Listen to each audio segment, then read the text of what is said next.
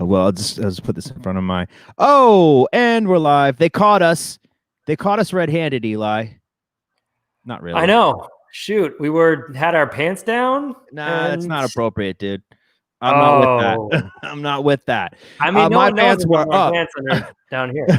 No, this is ongoing. This is an ongoing age where people may or may not be wearing pants. That's always the question, right? Doing these Zooms with people that you don't know so well. Like I'm doing like a prerequisite class for my graduate program. Okay. And it's on Zoom, and it's kind of funny. It's like you're in class, but never actually met or seen any of these people in real life. Oh my Weird. goodness. It is strange. So many people are going to be moving forward in this way. I wonder if we'll ever really get to know each other. Never. Strange. Anyway, so yeah, we're here. We're schmoozing. Are back. We're already schmoozing. Already. Yeah. Right into it. We had a pre-schmooze. No, there's a great energy in today's show. Backstage, hanging out with Chuck the Fonk Fishman and the legendary Fonda Rae. We're so excited to have her on the show. We love her music so much. She's done so much, and I can't wait to share stories and just let you guys get a sense of her as a person because she is awesome. And don't forget Chuck the Fonk. I mean, and of course, FSQ, Chuck the Fonk. We just dropped their album on Soul Club Records last week, so we're going to be talking about it, sharing stories. He's got stories for. I was going to say stories for days, but he's got stories for years. For decades. We actually got a little piece of their album art hiding right behind us for our background image this week. So you guys get a sense of that, and we'll hear all about the making of the album, what's going on, how it's been received, which is thumbs up, man. It's getting a lot of love. So we'll talk about that more. We'll talk about that some more. Talk about it. I'm just excited. I'm excited. Let's run that intro, Johnny. Let's do it. We are schmoozing. Schmoozing. This is something special for you. Schmoozing. So that's it. Lonely Sea, bamboozle. Schmoozing. Talk amongst yourselves.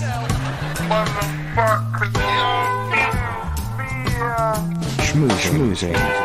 So clap. Are you ready? The show's about to start. So I will say that, we were holding off on running that intro for a while. It's back. But that doesn't mean that, these issues that came up around Black Lives Matter, social justice, racial justice in America went away, right? I mean, the very least that thinking of how police forces work in our cities, in our country. And there's been some talk, but we still have not made much progress yet. So we got to keep on it. We got to keep fighting. And it feels more and more like the really only way we're going to see real change is by voting in November, and by some serious change happening. And the politicians that we have in power, both nationally, statewide, locally, these elections, these different governments all make a big difference. Locally and statewide, the district attorneys make such a difference for this. Yes. And then nationally, obviously, we're just calling for somebody who acknowledges that Black Lives Matter to inhabit the White House. That's all. But not all, because we're asking a few other things. Yes. Sure. Economy and environment. Climate change is real. That's another thing we're looking for. And, healthcare, education, arts. Let's move back toward something awesome and, compassionate and loving, and not this greedy. I mean, whatever. You guys know what I'm talking about. We're all. It's like pulling your hair out. And with that in mind, though, we're trying to do something about it, and we did. Yes, This last Friday, we had the first episode of our Rave the Vote.org initiative. It's a 4-part live stream series with some of the best DJs in the U.S., plus educational segments and PSAs. And we kicked off. We had over 500,000 viewers right here on Lost Resort TV. Yes, we did. On Twitch, 500,000 unique viewers. And, even with that many people watching, about like less than 200 people registered to vote. But it's a start. It's a start. But that's a start. And, a lot of people checked their registration. A lot of people requested mail-in ballots. You can do all of that. You can register. You can check your registration. and you can request mail-in ballots. Oh no, actually, Johnny says it was more like, oh, 460. Great. That's even better. Yep. More than twice as much as I thought. So that's good. But yeah, you can go to ravethevote.org and you can do all those things, and you can RSVP for the next one, which is August 14th. But let's check a little recap of last week. Recap. It was lit. Especially Dion Cole. Oh, Dion Cole. He was moving and grooving. Everybody turned it out, but it was just great to see. He definitely worked hardest on the dance floor, on his personal dance floor. Johnny, let's roll that clip. He must be pulling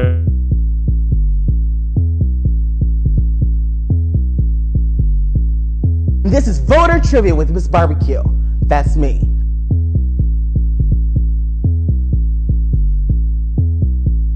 And we want to raise the vote so that it spills over in the political sphere. But even when it spills over in the political sphere, it never loses the spirituality.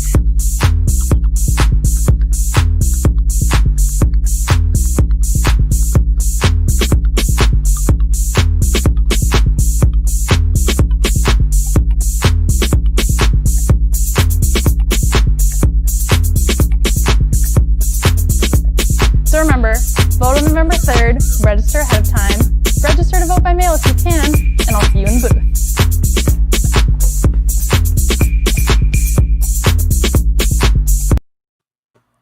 I love that kick at the end. See you in the booth. Yeah, but I gotta say, like, I never would recommend to close your laptop with your foot like that.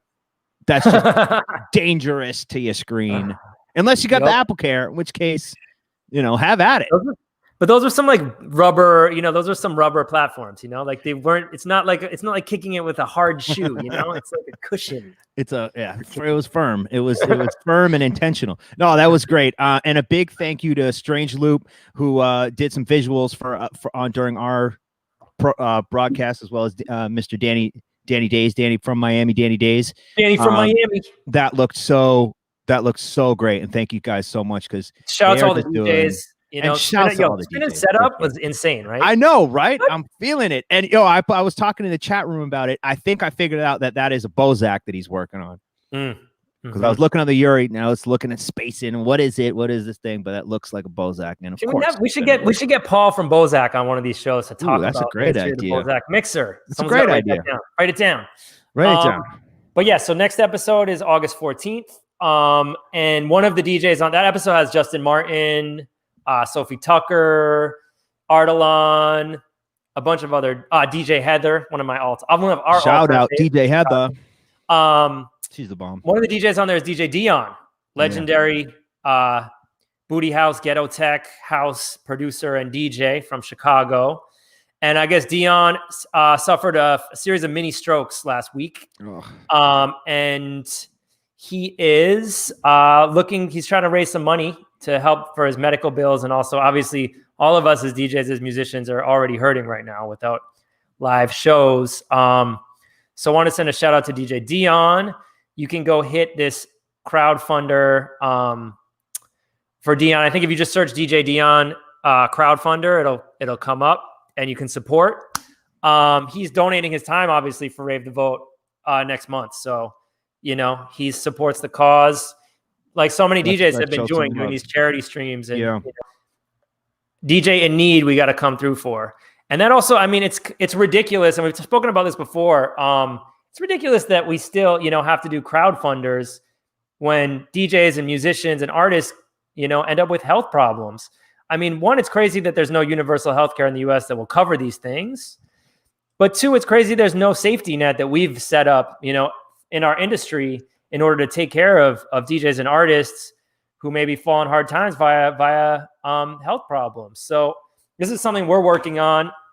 If anybody has ideas for helping or just, any kind of constructive feedback on how we can do this or wants to support, holler at us. We definitely need a legacy fund for dance music artists. It's so important. Agreed. Absolutely agreed. And, our hearts and prayers are with Dion right now. He's, it's really sad. Yeah, so many. I mean, it's tough. It's tough. Once you're in the hospital here, not only do you have to worry about your health, but you also have to worry about your medical bills. And maybe how about contracting corona? Well, yeah, right now that makes it even scarier. Oh, dude, geez. Awful. Yeah. So support DJ Dion. Yeah. Go out and vote. Let's vote for universal healthcare, y'all. And look, yeah, if you're feeling nervous about going to the polls, because of corona, because you're at risk, or just because it's just a frightening time, that's totally understandable. You can mail in your ballot, and the deadlines for when you need to mail in your ballot, according to each state, have been published. We have that graphic. Just want to inform you guys, if you can see what state you're in. Where are we? Well, I am in Florida. So I need to get mine in by October 24th. That's the request deadline. So it's that easy. You can do this with ravethevote.org, and then just know your deadline. Get it in by then. Just do it now. Do it now. Just get it done. Do it right now. Why not? Well, sometimes I like to procrastinate, Eli. Sometimes I'm not. It's, I'm like, I'll do that later. I'm gonna fold that laundry tomorrow, and then that's how laundry piles start. So you're right. Do it now. Don't procrastinate. Don't procrastinate, and if you want to get more involved with voting rights, with making sure everybody can vote by mail, there's a website that I just got put onto. Was just launched by Vote Save America. It's called Every Last Vote. So votesaveamerica.com/everylastvote. You can also vote by mail on there. You can sign up to be a poll worker, because they need volunteers to be working the polls. So if you're a healthy person who feels comfortable going in there, then highly recommend doing that. You can also volunteer to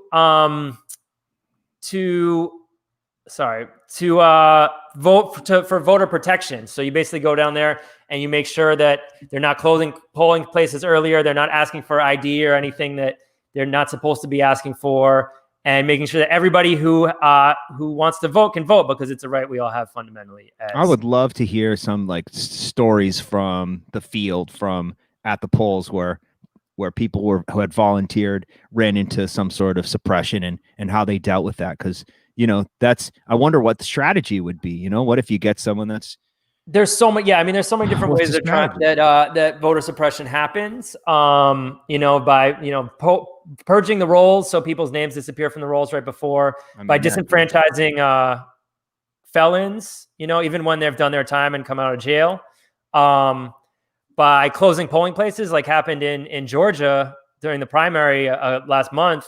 They closed more than half of the polling places in Atlanta. Unbelievable. There were crazy lines, and then they tried to actually close the polling places that were open early. So people were waiting in line to vote, and they were trying to close the places. But luckily, different politicians stepped in and made sure they stayed open. But it was a real fiasco. So it's important to be out there and just make sure that we're witnessing and reporting and trying to make sure that people are allowed to vote. Use that camera phone. Enough of that stuff. Let's get into wait, music. Actually, I want to pump the brakes. I want to pump the brakes. Why I want to pump the brakes? And I'll tell you why. Because how amazing was that public service announcement from none other than Dr. Cornel West. That was so awesome that he got on board and gave us the nod and the thumbs up. Thank you, Dr. West, if you're watching. You're the bomb. Let's get him on here. Let's get him on awesome. Too, right? And I mean, can we talk about what he's up to? Is this rumor mill stuff that Dr. Cornel West is starting a house music record label? Yeah, amazing. That's pretty dope. So that's what we're hearing. So more power to you, Dr. West, and that's dope. Can't wait to hear what you're putting out. Yes, sir. Yep. All right, hit it, Eli. All right, so this week our Bandcamp song of the week is none other than FSQ's 11 a.m. featuring Fonda Rae. Style, quality. We've got Chuck the Fonk from FSQ and Fonda Rae in for the show today. Yes. So before we play the Bandcamp song of the week, we might as well have two of the artists of that song in here with us. Let's bring in Chuck and Fonda. Yo. What's up? Hello. Chuck the Fonk, Fonda Rae, welcome to Schmoozing. Thank you. But So great to have y'all here. yeah, absolutely. Let's listen to that song and get everybody bring in it the up mood. before we get into all the chatting. It's time for some music.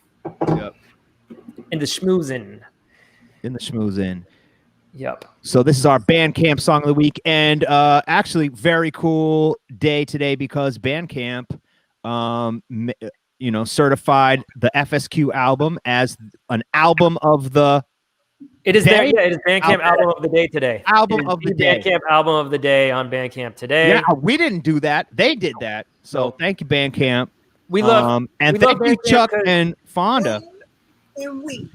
Well, the we is the you guys, as in FSQ, and the you is the Fonda Rae, and the he is the FSQ, and the they is the Bandcamp, the music platform, who really liked what you guys did, and sent that email out to all their millions of supporters. So we are big it's fans of great Bandcamp. visibility. We are big fans of Bandcamp. Bandcamp is the only place where you can directly buy music from your favorite independent labels and artists. And they take a small percentage, and the rest goes in the pockets of the creators. So that is really, this is why we do Bandcamp Song of the Week, because we want to support since they support. And yeah, we're almost sold out again on the re-up of vinyl of the FSQ album. So Incredible. go check that. But in the meantime, here is FSQ featuring Fonda Rae and Chaz Bronze, 11 a.m.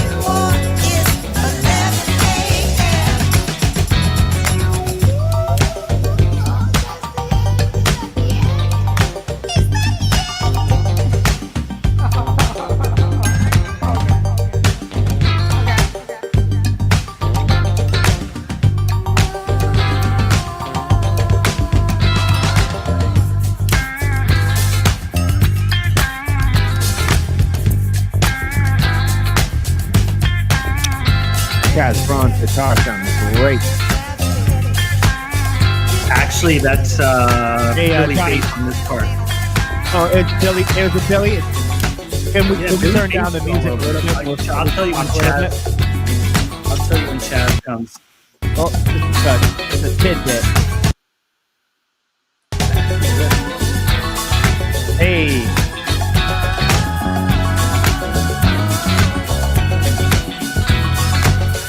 Johnny, can we turn that down a little bit? You can't turn it down with Bandcamp, man. So we have Oh, a topic really? If we want to talk. Come on, Bandcamp.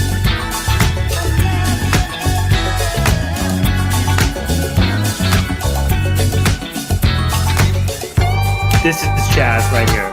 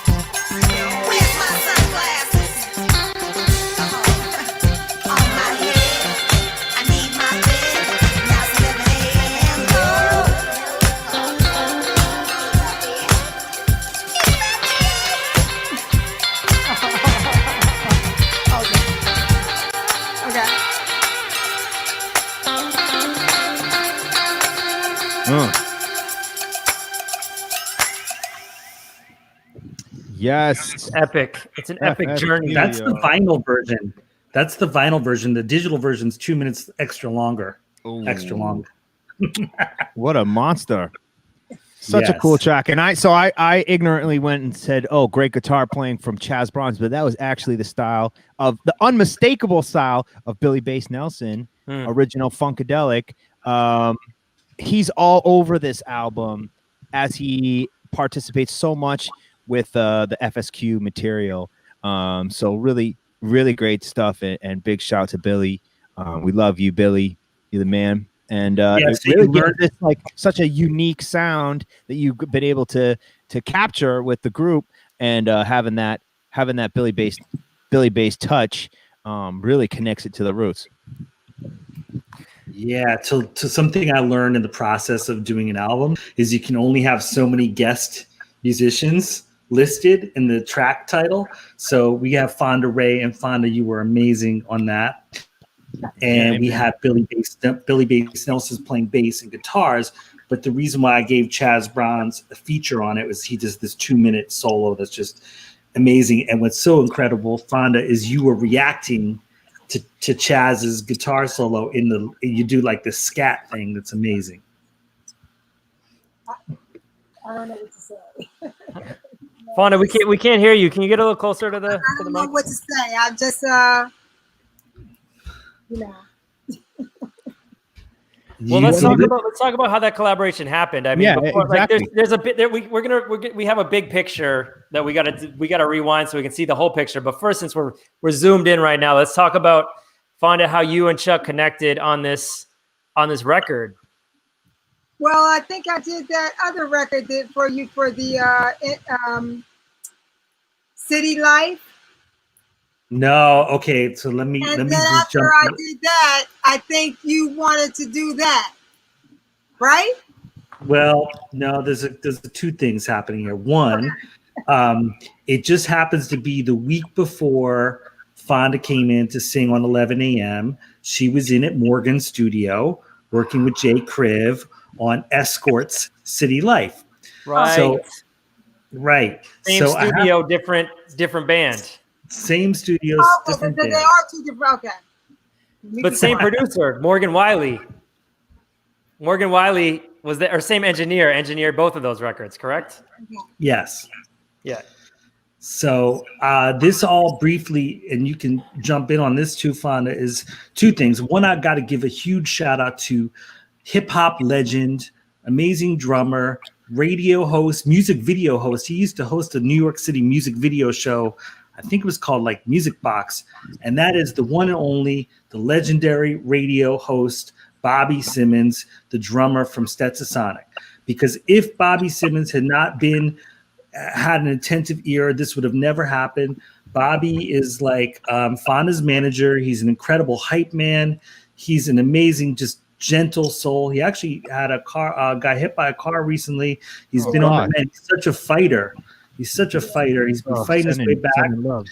Yeah, he's on 101. Fonda, help me out. He's on Power. It's Matt Party. He's on a few of the iHeart stations. He has his own show.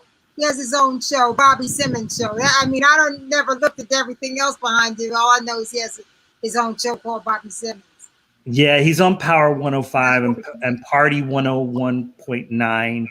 And so really, this also goes back to Saeed Al-Rashad Ali said, we're going to get Fonda on the record, on the FSQ record.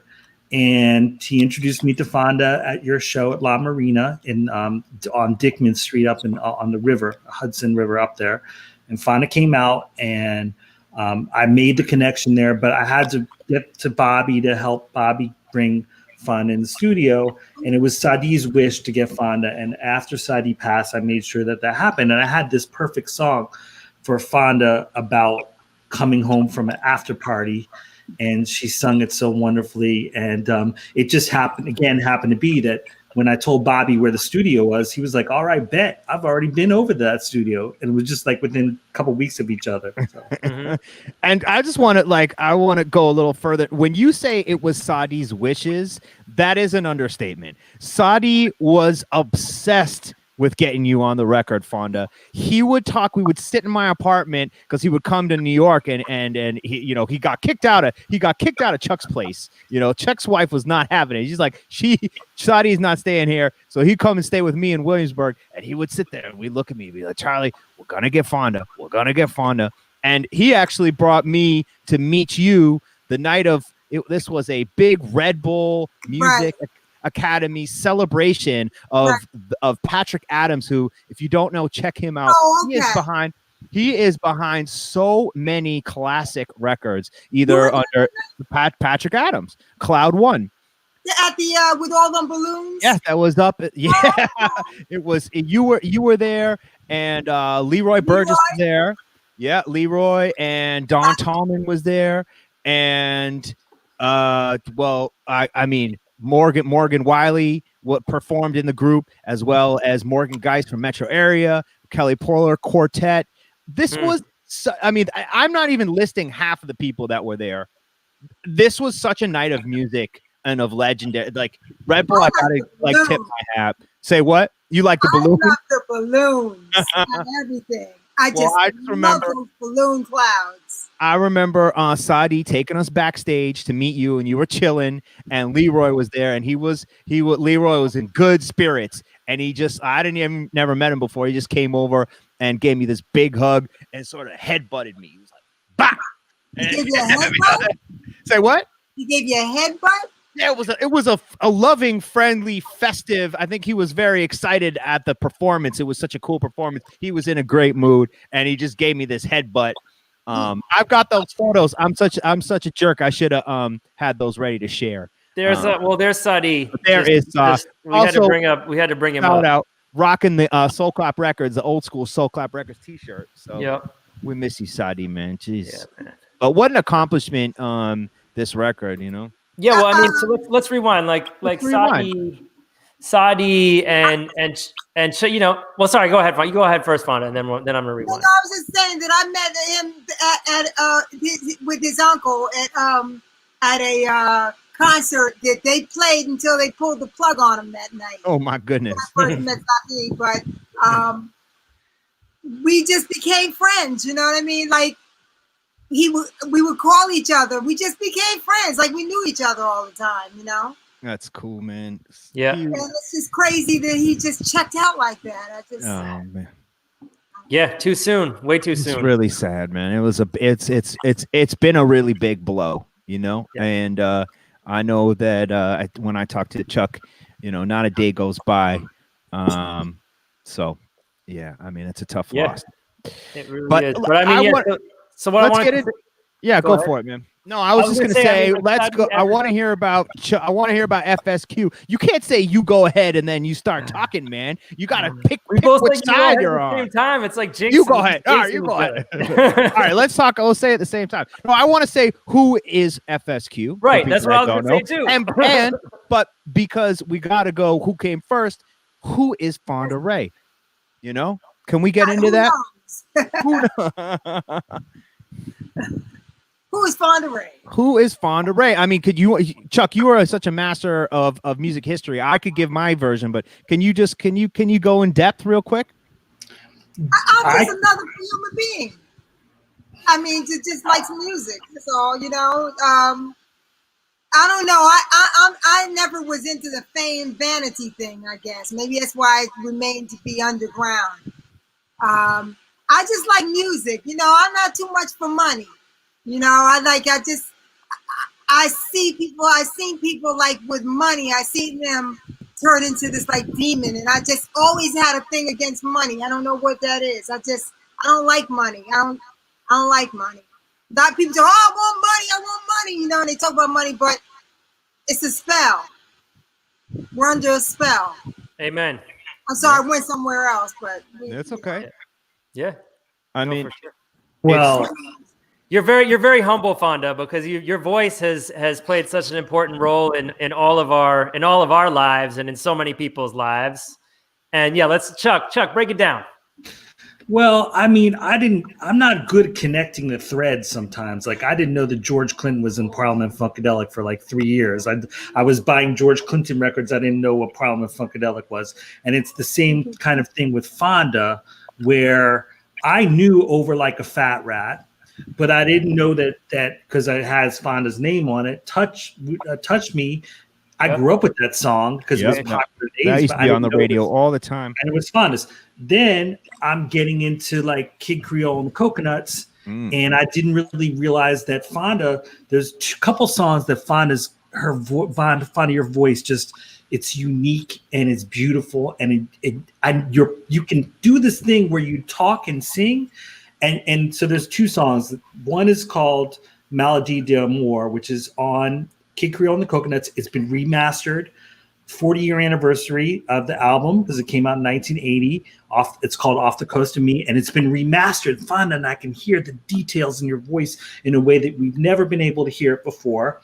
And then the other song that I didn't know Fonda was on is called Deputy of Love, and that's Don Armando's classic Second Avenue rumba band. So people play these records over and over again, but now that I know Fonda and her personality, that's what shines through in the singing. And you very rarely get a vocalist that's emotive and can show their own personality through their singing. You know what's funny? I've walked in places and they said, "All right, well, where's Fonda Rae?" And I said, "I'm here." They said, "Oh, well, where's the rest of the Fonda Rae group?" Whatever, man. Take your pick. I'm here. You know what I mean? You know?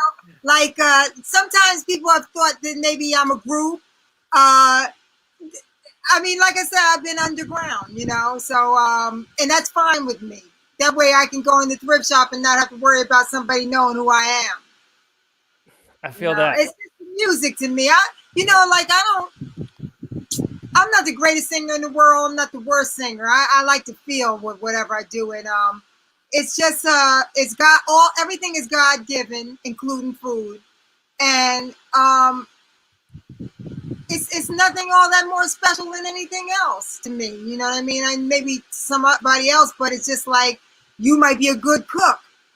And I sing pretty good here and there. So, I mean, everybody plays their part. And I kind of like, another man picks the garbage up every day, you know? Another person comes in and does your plumbing. I mean, everybody plays their part. I don't look at like music or singing any different than that, you know? I think something we've realized in these COVID times, right, is like how we're all so interconnected, right? And like how we rely on people, on so many people that maybe we forget about to actually just make everything function and to have the lives that we are comfortable in, you know?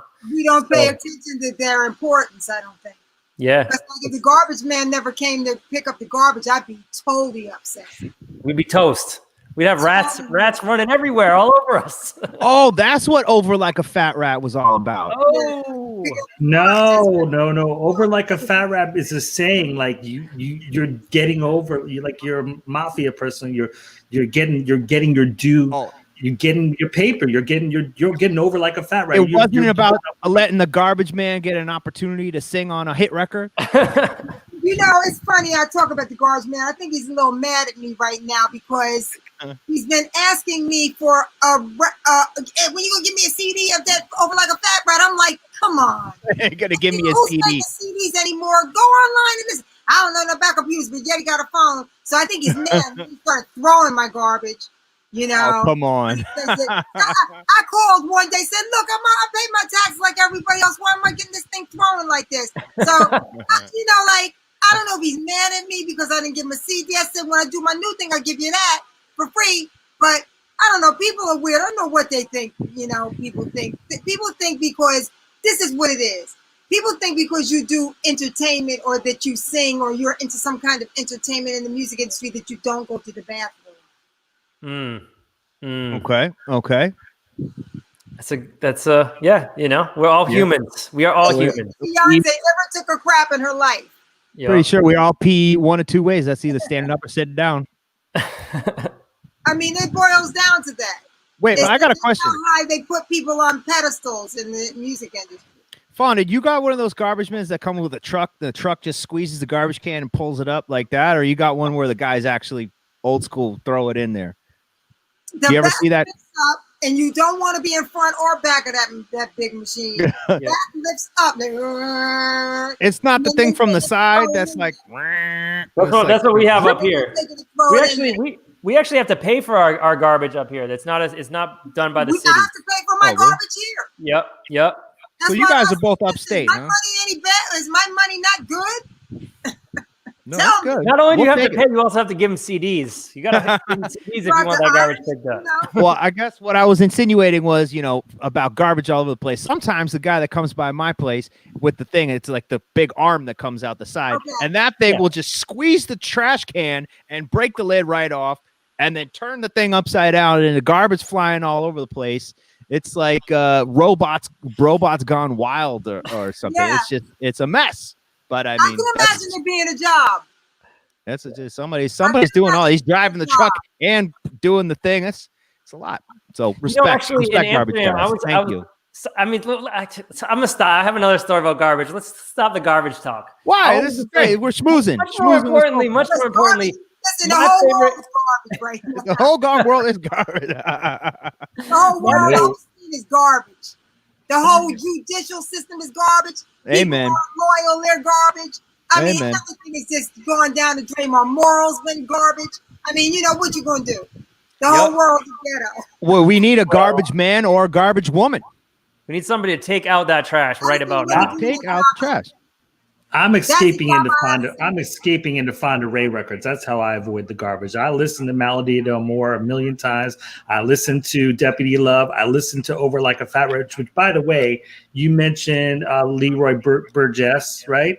He wrote that co-wrote that song with you, And No, you co-wrote Deputy? actually, let me be honest. I didn't write Okay. any of those songs. Basically, they called me to sing on them, and I just was directed. You know, Right. like I was saying to you yesterday that I have my own stuff that I do. Tell you us know, about that. I'm a musician probably from birth because I just always had it in me. But, you know, I just, you know, people call me and ask me to do something. I believe in going in and respecting what they want. Just like when they come and do something for me, I would think that they would respect and give me what I want. So basically, that's how it happened. You know, I was telling you that I'm an Indian too was supposed to be the #1 song over Deputy in Love. That was the What a record, man. song that they were putting out, but the DJs didn't like that. So when they turned the record over to give it, luckily they were lucky that the DJs turned over the record and liked Deputy in Love, and that became a #1 hit. I'm an Indian too. Is such a crazy record. It's so strange and weird and funky. I mean, Not Showdown? Is just like, I'm not really a strange and kind of, I mean, maybe to some people I might be strange and weird, but nothing when it comes to music, I'm not really strange and weird. And like, it seems like I've been in strange and weird positions in music. So you're saying that you keep falling into strange and weird, and that's not that because, well, I mean, I guess you're kind of if you're just performing other people's songwriting, I suppose if you play that game, you're kind of subject to, you know, taking on their narratives. Right. But I love the record. But strange and weird to me is cool because I love things that are a little, you know, can be on, you know, really thematic like that. I want to throw one on the pile. Which is an older group that you were in, Fantasy. You're Too Late. That is what. Oh, I want to hear. Is that a of disgust or yeah? I love that record. Now, well, I mean, I can't stop you from loving the record, but the people that did it, Tony Valor and a few other people in it, they're rotten, okay? And I'm just saying it right now, they're rotten. What they did was rotten. They never gave me credit for the song. They never really gave me any money for the song. And those are the same people that called up from Sound Exchange to ask me, can they do hoax and horrors or some kind of stuff? And can we want to use your name, your voice on Touch Me with a name Hoax and Horrors? I said, absolutely not. First of all, I didn't even sign anything saying that Touch Me could ever really be released. But what happened was it was released anyway, and then it was pulled back. That's why it never charted, because I was on Posse Records, and they weren't having it because Gray Carmichael recorded it and didn't ask them, and I only did it as a demo. See, I did it as a demo, and he went ahead and put it out on a label while I was on another label. So it was a big conflict of interest. But, you know, it stopped the numbers going up because they pulled it back off the charts. But it didn't stop it from growing. I mean, online, it's got, 4 million hits on. Somebody put it up there. It's got 4 million hits or whatever. It's I mean, it's underground. Because of that, it's like an underground, you know, it's one of these underground classics. But I want to say my favorite Fonda Rae song is Living in Ecstasy. Ooh, that is my absolute Eli. jam. That's funny you say something about that because I just got an email from Lim Springsteen that produced that this morning. Yeah. Wow. That's Lim Springsteen. He's from Mood to Swing? Mood to Swing, right? Mood to Swing, yes. Yeah. Yes, Mood to Swing. I think that the instrumentation on that record, he did a phenomenal job on. That is, I have actually that Johnny. I think that what he did on the record in terms of that bass on there. Oh yeah. We have that one ready to go. I had Johnny, the producer, get that one ready. Let's just listen to that for a second, just because it's one of my top 10 house tracks probably all time. So I love it so much. Amen.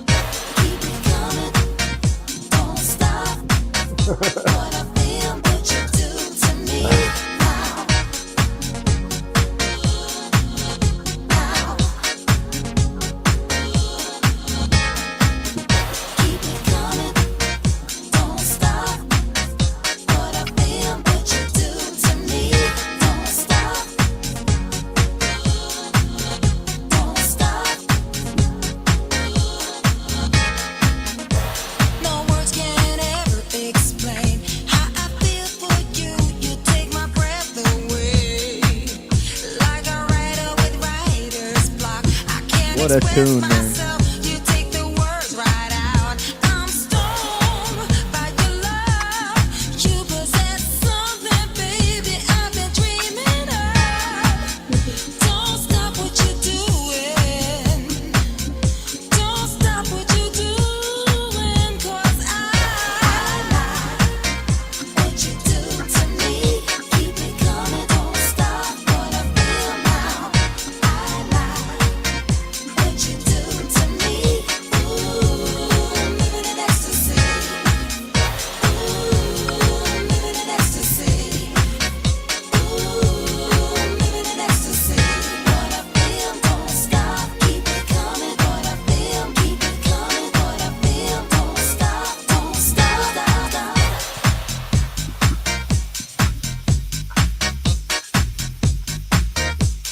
So I was gonna say what I love is, like, you know, each one of these songs, eras that we've, like, each one of these songs we've talked about, there's many different eras, you know, that you touched, that your voice became an important voice of that era, you know, from Kid Creole and the Coconuts, you know, in the early 80s, in the kind of post-disco New York downtown scene, and then, you know, with Over Like a Fat Rat in the more, you know, funk and boogie world, right? And then this Living in Ecstasy in the house world, you know? You really had moments in all these eras that were defining tracks that helped define those eras, which is really incredible. Well, you know, my thing is, if you don't try something out of your realm, you can't learn. You know what I mean? Amen. So that's dope. Well, actually, I think the things I like to do are a little more complicated than what I have done. Although I do realize simplicity is the key to success, but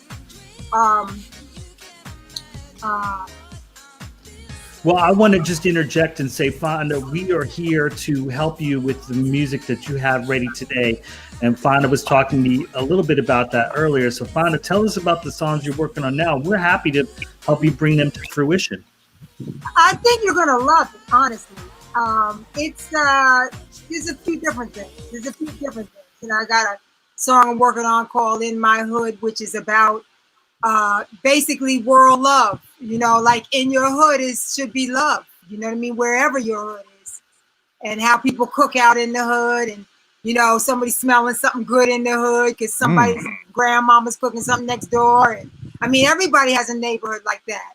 I grew up in a neighborhood with Italians down the street, Jewish people across the street, Black people across the street, Armenian next door. I mean, you know, a few Blacks on the street. I grew up like around a lot of different types of people here in Austin, you know, so I didn't really go through a lot of what they consider prejudice stuff. I think I've been through that in the last 5-6 years. I've experienced that after I started taking care of my father, but I don't really care about that. You know, I think when you're pretty much sure of your soul, that if you use the wiseness that God instills in you, then you can kind of come out of any situation if you use your head. Not to say that sometimes I haven't been a hothead, you know. I have been a hothead before in my life, and even sometimes now I feel like I'm a hothead, even at the age that I am. I've always been like a little rebellish, you know. But you know, you gotta have a little bit of that rebellish in you in this music industry. In the music industry, for sure, you gotta be a fighter. You gotta be a fighter in this music industry, because if they, you know, it's like, you know, if they see you're weak, you know, they're gonna take you over. That's something that we talk about on the show often, is educating, you know, people that have been in the inveterate music veterans, and especially up and coming artists, about how this thing works, the ins and outs of some of the business, so that they can know, you know, what are they signing if they're signing a legal document? How does this work? How do royalties work? And how can they best protect themselves? You know what? How you best can protect yourself? Sit your tail down with a contract that somebody gives you. Read it, even if you don't understand it. And this is what I say to any artist. Even if you don't understand what it is, then get that sentence you don't understand, or that one word in that phrase you don't understand. Look it up. And study it until you do understand. It's like school. You can't go to step D if you can't finish step B. So that's would be my advice. I would say to anybody, don't take for granted that your lawyer is going to put everything in there that you want. Because he might assume that there's a clause he put in there just because he wants the contract to go through, that he ties something up of yours that you know nothing about until the day comes when you come to the realization, oh, well, this is what I want to do with that. They say, no, you can't do anything with that. We own that. You understand what I'm saying? So my advice to anybody, even if you're not educated on law or anything, read your contract. No matter what anybody tells you, read your contract. And if there's something in there that you don't understand, take it upon yourself to look it up. Don't call Joe's Blow on the side and ask him to look it up for you so he can come back and tell you what it is. Know for yourself what it is. That's what I said. Yep. I can't stop. But I always, when we start talking about this stuff, I can't help but think of Tribe Called Quest. You know, record industry rule number 4080. Record company people are shady. They got ripped off or something? That's nothing new. What are you telling me? They're ripped off? No, I'm just saying that's like I always, it's the rule. You know, from all generations, from all eras. Fonda's like, we've been doing this. We all got to know that. See, this is how look. When you got people like Master P, and people in that bracket, like I think they're good examples for how you want to get in the business. I think they're good examples of how you want to do your business. Because you don't want anybody to come to you and tell you, oh, I'm gonna take 80% of your writers and 80% of your writers and your publishing too. All right, I don't have a problem mentioning names because I'm not scared of anybody. Only one that I totally respect 100% is God, because I know that somewhere along the line, the thoughts that he might bring to me, I know that it's the truth. But what was I saying? There's so much to these stories. You were about to put some people on blast, but maybe you forgot about that, and maybe we don't have to go down that road, or maybe we can. I said I was. Oh, okay. I'm gonna say this. I don't there we go. Tommy Mottola. He lived down the road. Back and before he did all the deals that he did with Mariah Carey and all of them, I remember August Darnell sending me in the office to him to do a contract, and he had the nerve. See, and I didn't care about money, never cared about, they're gonna give me a certain amount of money, because they didn't even offer that. They thought that I would. I guess he thought that I was such a gullible, stupid thing because I was singing on all these records here and there that might have been sparkling or whatever. 10%, really? 10% of what you want to own everything of mine, except you're giving me 10% of mine? Really? I'd rather not do music than to do that. So you were able to negotiate a contract that was more favorable to you? Anything with that. No, that was it. You just bounced. That's that. I'm not negotiating. How can you negotiate that? Yeah. So that's it. It's somebody in that position. Right. See, I'm a musician. I believe, and I believe in the Lord, and I believe in being fair in humanity. You know what I mean? I believe in not being greedy. I believe if I have one piece of bread and I'm the last person on the earth and there's 5 people sitting there, well, we're going to die anyway. I'm going to give everybody a fair share of the bread, because we're going to die anyway. And I'm going to give you Can't take it to the grave. Can't take it to the grave. You going to break? You can't take your money to the grave. Well, if I have a piece of bread, like say for instance, we're here. If I have a piece of bread and I give everybody a piece of bread, it's the last bread on earth. It's a possibility by me giving you that bread that we can get the energy to find something else to eat. Right or wrong? Truth. Together. Yeah. It's all about that compassion. For sure. Myself, there's a possibility that Joe might turn on me and I might not have my life. Mm-hmm. Right or wrong? Mm-hmm. Because then it comes down to survival of the fittest. Right? Mm-hmm. I know none of y'all would ever do anything like that. But you never know what to do when you're in a position. Better give us that bread. Give us that bread right now. Well, I have to say that I did write the lyrics to 11 a.m., but as a gesture of good faith, I gave 50% of the writers to Fonda so that she have an income stream if the song ever became big. I don't even remember that because I didn't write it. I mean, I appreciate that's a nice token. I think, you know. I think with like independent music, you know, like with the way the music industry now is, people have a lot more opportunity to be independent. You know, like we make sure that the artists still own their masters when we put out music. You know, we're signing a license with a term to it. You know, with a 10-year term. So, question: have you all ever been to another record company that you felt wasn't fair with you? Absolutely. You know, we've done everything independently. So we actually are in the process of negotiating our first record deal with a bigger record company right now. So we're actually negotiating that right now, and it's not a major. So we have been lucky to not have to deal with majors and been able to kind of chart our own path in independent music.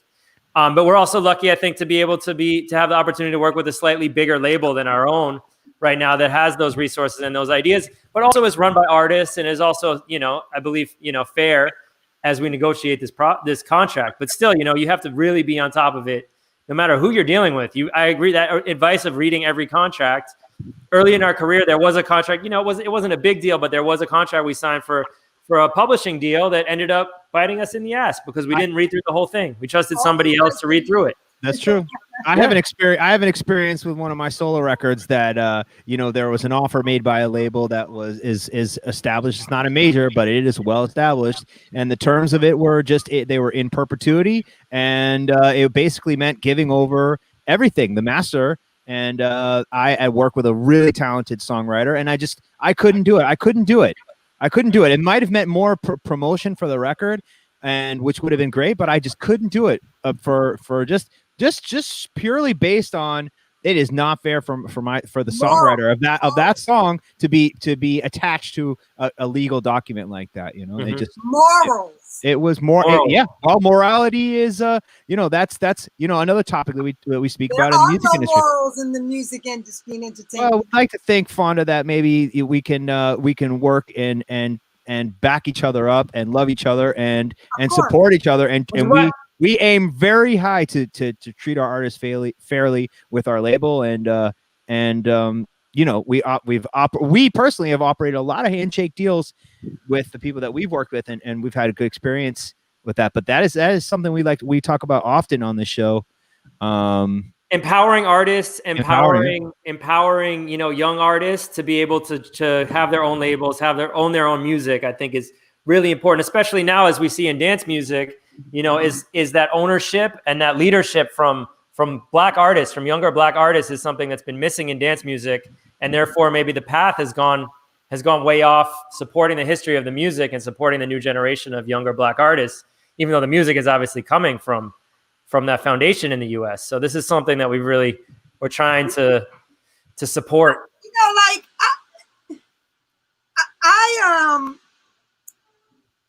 I don't look at music. I know that certain sounds come from different nationalities, but I don't really look at music as anything as any colors on it. You know what I mean? It's like I like some of those old Little Rascal songs. I like a lot of those the Temptations. I mean, like they all contributed to American music.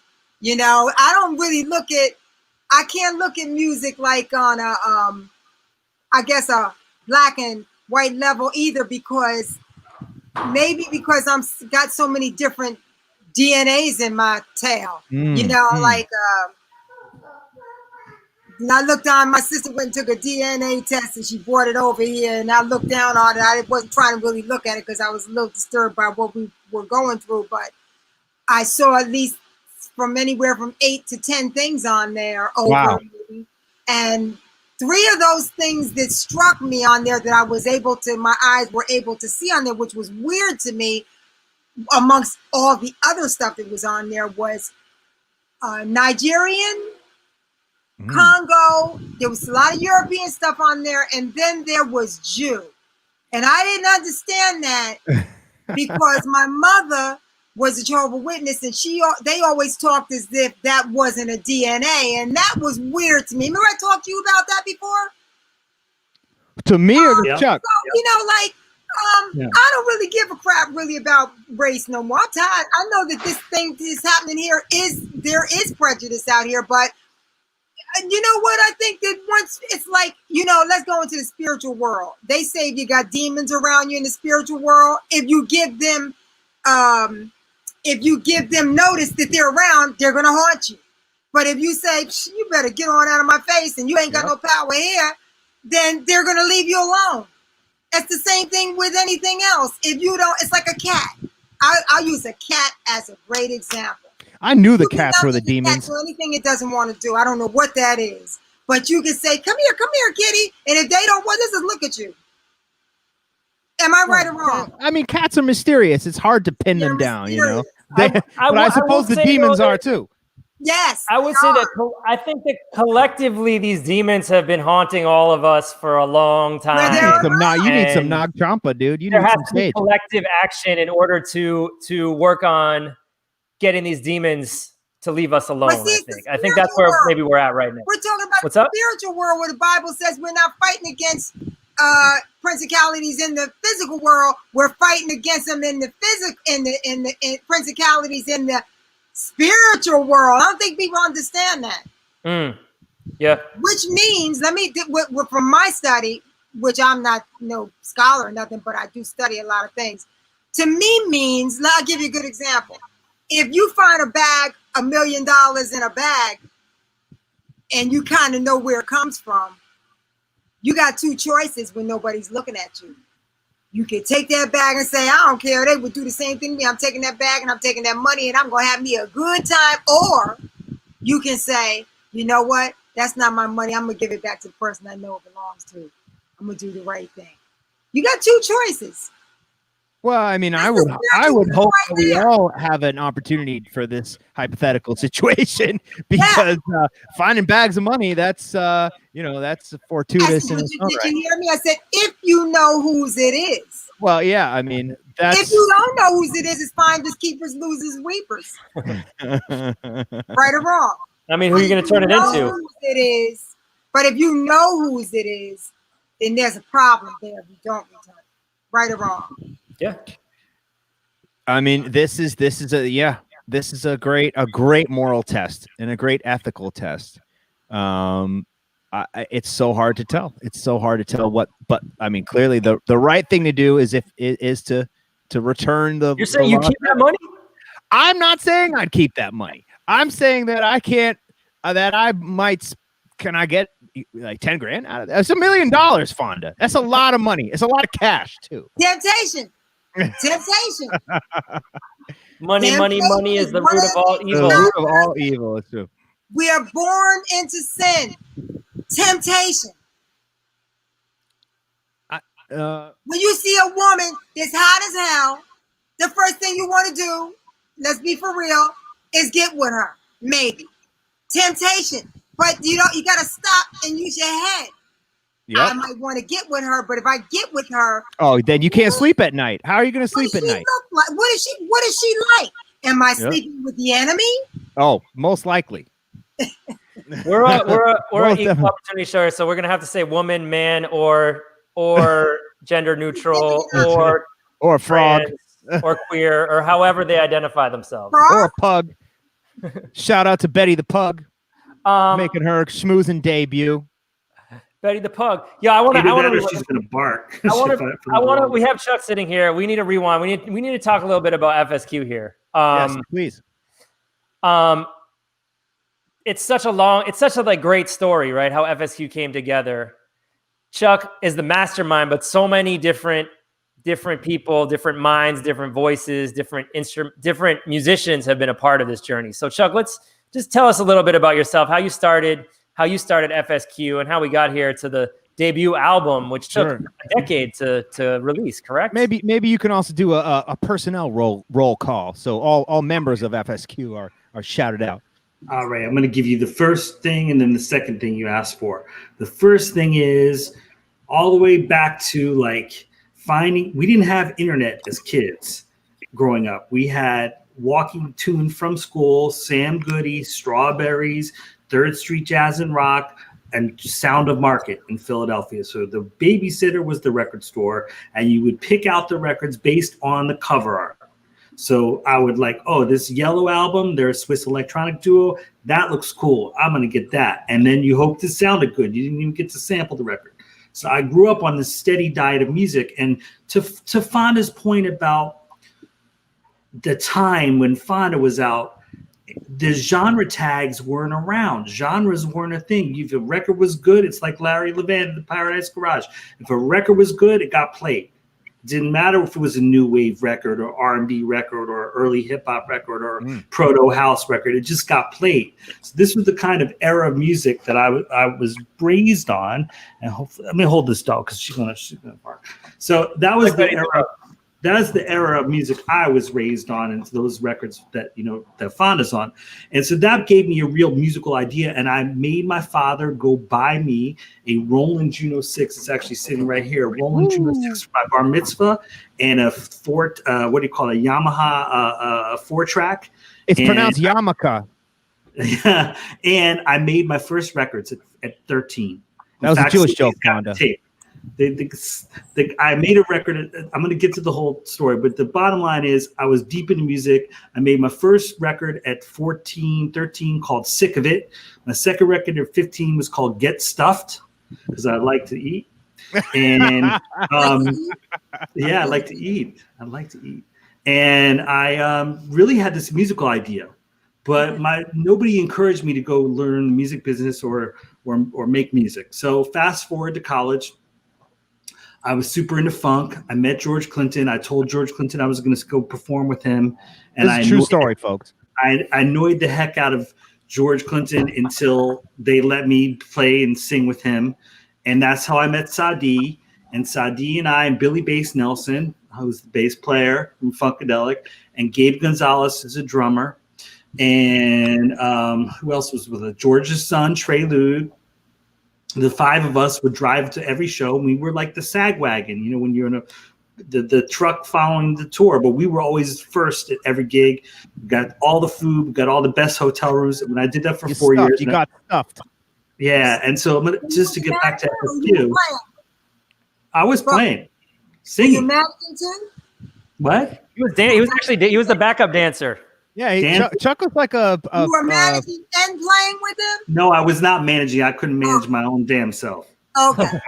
I was acting a fool with George's son, Trey Lude, and we had a shtick every night where we come do two songs. We do Booty and another song called Yank My Doodle. Yank My Doodle, it's a dandy. Use your noodle. Give me satisfaction, I demand it. So that was the song we used to do those two songs. My doodle. And what I was saying, Sadi was not Harry Hippie. You know how you say Fonda, you and Sadi were on the phone all the time talking? Sadi changed. He became this hippie dippy guy. And that's why he, was giving you all the love and talking on the phone. Back then, Sadi was hardcore hip hop. He was with Tame One and the Artifacts, and he was deep into hip hop. And I did not barely talk to Sadi the whole time we were driving because I was scared of Sadi. He was like hardcore hip hop. He was like gangster. Yeah. So fast forward. We did the touring. I cut an album in Bill Laswell's studio called Chuck the Funk, The Squishy Declaration. And I failed at it because the one thing I learned, and this is for Fonda and Dolette, who's here too. The one thing I learned is I'm a good songwriter, but I should not be singing my own songs. At least, like, I sing my own songs on stage and it comes out okay because it's kind of like James Brown type of stuff. But when you do not want me on a record unless you're going to give me like $100,000 for vocal lessons. It's not happening. So if someone like Fonda, incredible that she can bring my vision to, and you sound incredible on 11 a.m. That's Agreed. A song about me and Sadi coming home. Sometimes it doesn't come out the first time. Sometimes it may not be right. Sometimes you got to do it 50 times before you understand that you have to approach it another way. So it's not that you really can't do it. It's just sometimes you need somebody there to say, nah, try it another kind of tone in your voice. Because I'm going to tell you something. When I did Deputy of Love, not Deputy, I'm an Indian too, he had me singing like that. He said, no, I want you to talk like that. Now I want you to sing that song like that. So, sometimes it's the tone in your voice that might not work. It's not that it can't work. You know what I mean? Just to say, I mean, I understand what you were saying, but it's a possibility if you kept going at it and then really analyze it, maybe you weren't using the right tone in your voice and adapted your tone. It's a possibility. Well, I was so young and stubborn. Nobody was going to tell me any different that I couldn't sing on my own album. So I failed at it. Many years later, I gave it another shot, and I brought in G. Coop, who's an 8-time Grammy nominated producer out of Oakland, California. I brought in Sadi to be like a hype man, but I didn't know Sadi was an amazing DJ, so that brought the DJ element to FSQ. And then I lost a remix competition to One Era out of Philadelphia, Matt Coogan. So it's like, you're dope. I want to bring you in. And then I found Chaz Bronze through Soul Clap because Chaz Bronze had done a track for you guys, and I brought him in. Chaz. And then finally Morgan Wiley, because I'm here in New York. I moved from San Francisco to New York, and I wasn't able to be with G. Coop as much. And Morgan was just really helpful. And Morgan actually engineered the session 11 a.m. Now, like I said, just to kind of segue to like Dolette and these incredible musicians that I get to work with can bring the vision. But Fonda, one thing is, as a producer, if you know someone's work, like I know your work, I know what to give you, I think, right? Because I've studied your music. So hopefully it works. There are other people like Dolette. I sent Dolette these tracks. One is called Shaking My Damn Head. And she just sung it first take, no problem, sends it back, and it was brilliant. So we've had the pleasure of working with Dolette McDonald. We should bring Dolette in. We have Dolette, maybe audio only. Audio only, right. Backstage, some internet problems, but let's at least get her voice on. Let's get her in here. Dolette. Can you hear me? We can hear you, Dolette. Welcome me? to Schmoozing. You sound great. Well, I want you to know that I am so ghetto right now. I am sitting in the Publix parking lot in my neighborhood because I live in this fabulous gated community and we have no internet. Oh, it went out in the whole neighborhood. Who is it? So I drove to Publix because the show must go on. That's why you have no live shot of me, because I'm a mess. Thank you so much, Dolette. Thank you for your perseverance here. And it's great. It's just great to have you here. And congratulations on this new album. As we were saying before, you guys got high accolade from Bandcamp. You guys got included in the album of the day email blast. Bandcamp album of the day today. I saw that. So fabulous. They're supporting the record. That's the important part. Yeah. Hi, Fonda. Hi, how's everything? Fonda Rae. I'm a huge fan. How you doing? This is my cousin. Good. Hey, man, she's How you doing? This say hi to my people. This is my cousin. Look over. Hi, cousin. Welcome to Schmoozing. Welcome. She smells good too. What you got on? She smells good. Hopefully. So Dolette, we've had the pleasure of meeting a number of times now. How long? Really, Chuck's been working. You guys have been working together for a while now, or at least connected. That's right. And yeah, I mean, how did that happen? How'd you end up in the world of FSQ?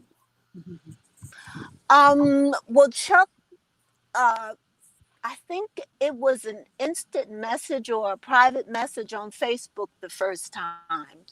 And we started chatting, and that's when Shaking My Damn Head came. And then we became friends, and then we became family. And, you know, the rest is history. I did Izimbra, a cover of Talking Heads song, and then the latest song on the album. So I'm excited. I'm really excited.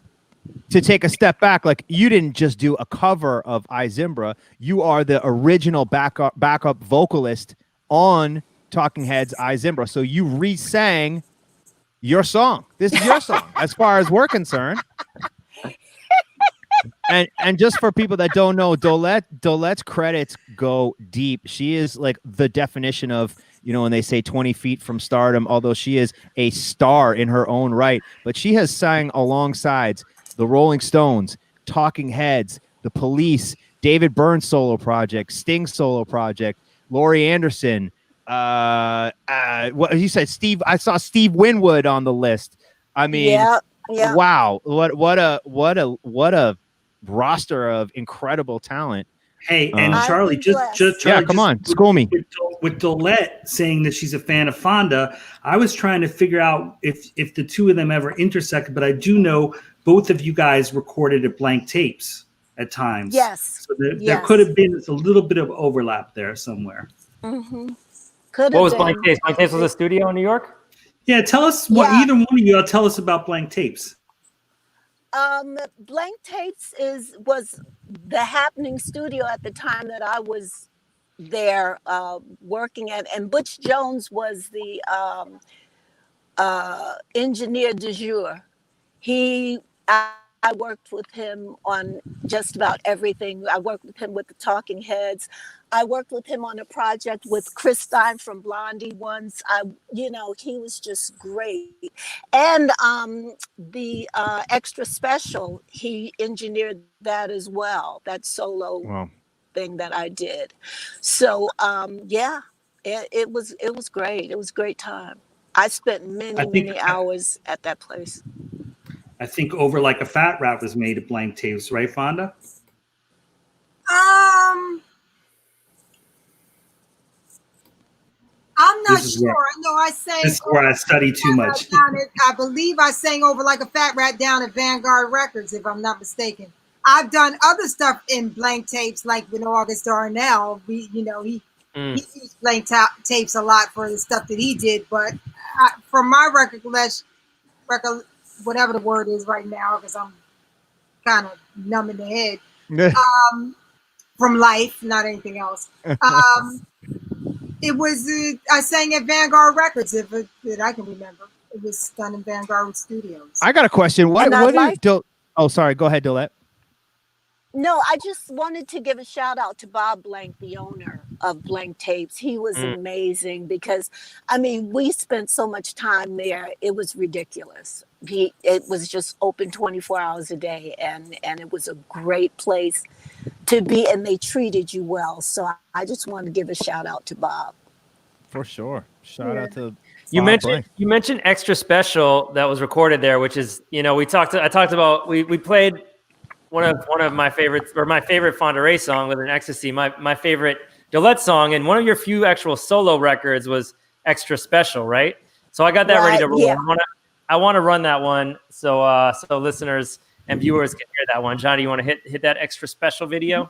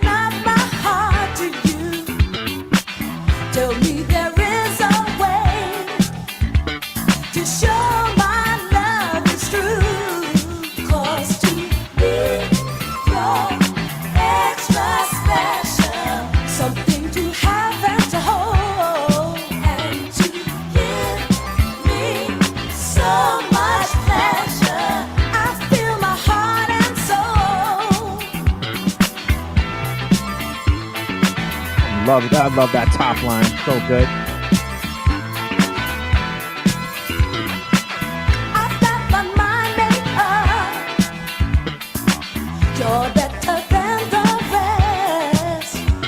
Yeah. I learned the word curve. This is one of my favorite boogie cuts, disco boogie cuts. It's just so smooth and it feels so good. It just makes me feel so good. I feel like you're singing to me, Dolette. Like that's what's so special about this song. It's like you're singing to all of us. But I learned the word kerfluffle from Dolette, the word kerfluffle, because you realize it's a kerfluffle with this record, because this is a cover of a song by Atmosphere. It's a British funk group. And so this record came out about right after the original drop, and this became a bigger record than the Atmosphere cut.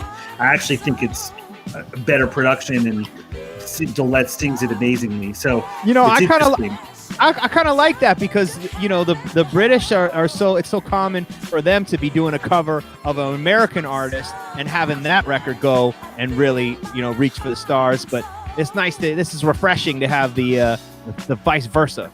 I'll give you a little bit of extra knowledge too. Began Sesic, I think he's like a Yugoslavian guy, came to New York. He did covers of all of the tracks. One of the best ones is Common Sense, Voices Inside My Head, which is of course a police song. Yep. And the Common Sense, which is Began Sesic and T. Scott did all these covers of all these European songs, and they just were just really interesting and intricate.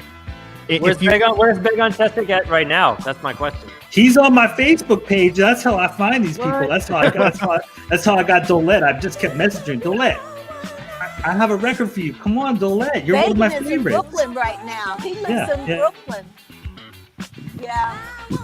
Is he still making music? Is he still producing? I don't think so. I only see holiday pictures of Yugoslavia. I only see holiday pictures of him in Serbia or something like that. What is the character? That's wild, For how do you watching, end up like with T. Scott working in these studios, working with the New York dance scene? He had money. Oh. Back to that thing, money. Yeah, so I mean, if you're watching, Chuck is an absolute encyclopedia of music history, personnel on various records, who did what, and I think what was your nickname? George Clinton gave you a nickname, or somebody called you the Rolodex, the P-Funk Encyclopedia. But Chuck the Funk is how I got my nickname. Because I studied the funk. So, if you are an up-and-coming DJ, producer, musician, it is great to hone your craft. It is great to put in time to get, to work on your chops. But it is also great to learn about the history of the music and where you're coming from at all times to help determine where you're going. I have a question for Dolette and Fonda, which is when I'm thinking about like this scene of blank tapes, Bob Blank Studio, and the community that a hub like that creates. And I know to make a connection to the studio owned by Abe and Morgan Wiley in Greenpoint, and Andrew Raposo, the Midnight Magic guys in Greenpoint, where you guys recorded 11 a.m. That's to me, that's sort of a modern environment that maybe parallels blank tapes. But the real change between then and now is the way in which technology has allowed for anyone at their home to have a bedroom studio. I wonder from Dolette and Fonda, like what that feels like to move from this classic era of recording into this modern day where it's at everyone's fingertips. Well, I still use studios. I'm not technologically savvy at all. So, but I love the way people can just send me stems and I could, take it to the studio and work on them. That's really cool. That's awesome. I don't have to be there with them, that's good. I like that a lot. I think technology is fantastic. And I am glad that it's at a point where you can use one finger to do a whole orchestration. You know what I'm saying? You can use your tongue on one keyboard to make a full orchestration. You can use your toe on a keyboard to make a full orchestration. You know what I'm saying? You can use the top of your head to play on a keyboard to make a drum pattern. And not only that, there are a little bit of conflicts with that because you have so much access to make so many things that sometimes you get caught up into overproduction. That's kind of what happens with the technology that you have today. But if you can just say, look, this is what I want to do, and once I do this, I'm done with it. And you could, then you could go back to the old school head, create what you got to create on the new technology and be done with it. But that's not what always happens with new technology. The new technology is fantastic. I'm computer savvy. You know, you talked about community, Charlie. Huh? You talked about community, Charlie, but another community that was going on, and I know Dolette can talk about it because her friend wrote the Mud Club book. And I would want to know from both Fonda and Dolette, like the good thing about back then was you had the live music in the club. So you had all these people running around. So I want to know from both of you, what were your favorite like club experiences of the time? And cool question about that. That was a question I think that I was asked once before, and I think my answer was I don't really remember. I remember this is when you were on my radio show. We talked about this so much. She said she didn't remember. Yeah. You know what? I kind of got a little disappointed when I had to go on stage by myself with a tape.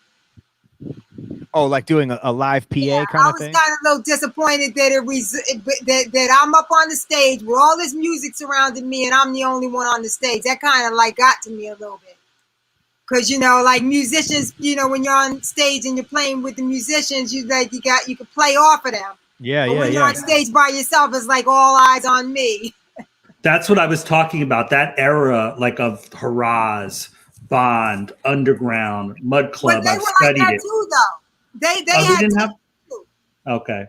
Maybe here and there they had to do live, but that's when disco came in. Now all of a sudden the tape came in, you know? Right, but I saw the live Kid Creole and the Coconuts at Haraz, and that was very impressive. Okay. I've seen videos from that movie. What we were just talking about this movie, Downtown. Downtown 81. Downtown 81. There's the Kid Creole performance, but we actually have this tape this YouTube video of Fonda performing with Kid Creole and the Coconuts. Let's do it. Let's They've always been a band. Kid Creole Coconuts, before they were Kid Creole Coconuts, they were Savannah Band. Yep. So they always had a lot of members. Yep. And they were always musicians, and they always had a lot of members, a lot of horn players, a lot of this. So even when I got with them, they were always live.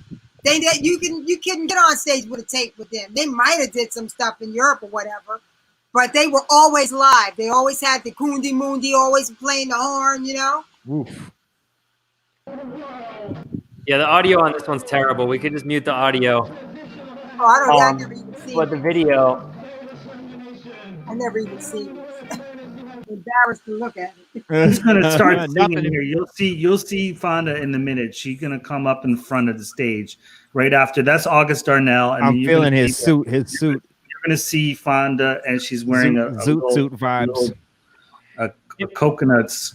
If you really want to see an amazing, you know, like well filmed Kid Creole and the Coconuts performance, watch Downtown 81, the movie that's starring Jean-Michel Basquiat, which is an incredible movie. And for me, being not even born yet in 81, this kind of like time capsule. Okay, here's Fonda. Here's Fonda.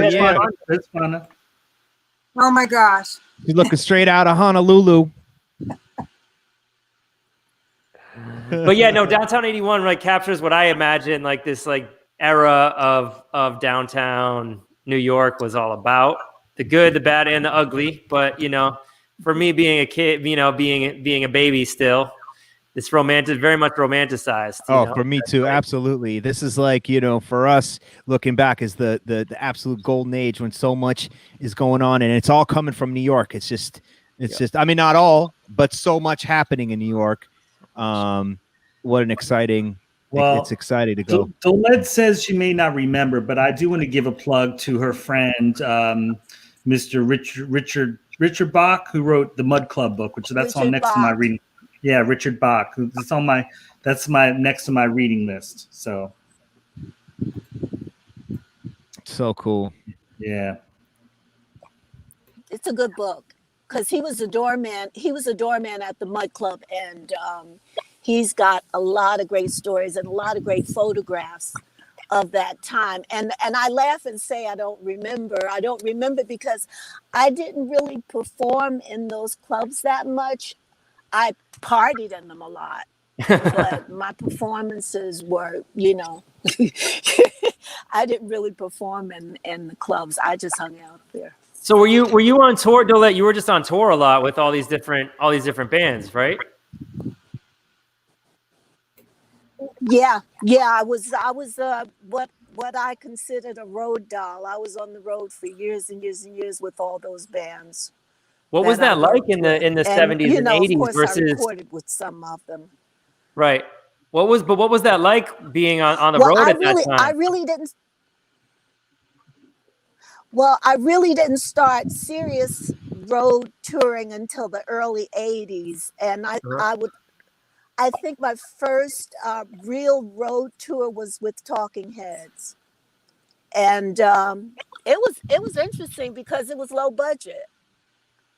And although we drove a lot, and I'm not talking tour buses, I'm talking rental cars. We drove a lot. We flew some places, and for me it was the most fun I'd ever had because I didn't know any better. It's so cool. When you don't know any better, you don't miss what it should be like or could be like. I was a girl that came from singing in bars to my first gig with Talking Heads in front of 80,000 people in Canada, flying in on a helicopter. So you can imagine. Wow. How did that connection come about? Buster Jones. Buster Jones was a bass player. I think I told you this story before. He was a bass player. I met him doing some studio gigs, and he was in a band called what was the name? A disco group called the Bombers, and I was asked to sing background with them, and that's how we met. And so he was doing a solo record, and I was singing on his solo record, and he got the gig with Talking Heads, and he told him about me, and how that goes. That solo record's great. It's called, one of the songs on it's called Dancing All Over the World. And it's also one of the last records that Tyrone Lampkin from Parliament Funkadelic is playing drums on. That record is amazing. I think there's a couple songs on it, Dancing All Over the World, and then Keep It Hot. Hot. I'll look it up on Discogs. Where that Busta Jones record is amazing. And then Busta Jones is playing bass along with Tina Weymouth. Weymouth, live in concert. So that concert clip you guys have, you'll see Busta Jones playing bass alongside. Let's do it. Let's take a look. Let's go back to the 80s. Talking Heads on stage with introducing the band and Dolette McDonald. You could bring that clip up. Yeah, I mean, it's funny, Dolette, you say you didn't know any better, but I mean, from my perspective, what could be better than touring with Talking Heads in 1981? Exactly. What could be better? And it's still, out of all the tours I've done, it's still one of my favorite. Wow. Busta Jones.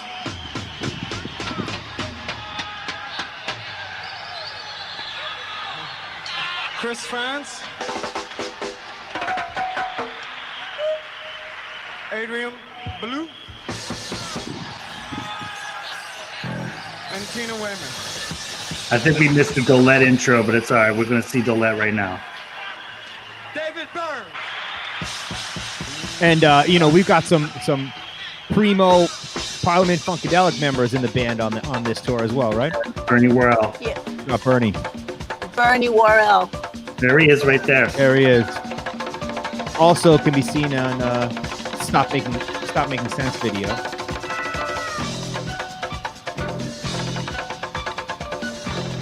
This is why I got the idea to cover this, because Dolette's so on forefront on this one. I was like, we got to cover Zimbro because we need something to perform at House of E-Funk.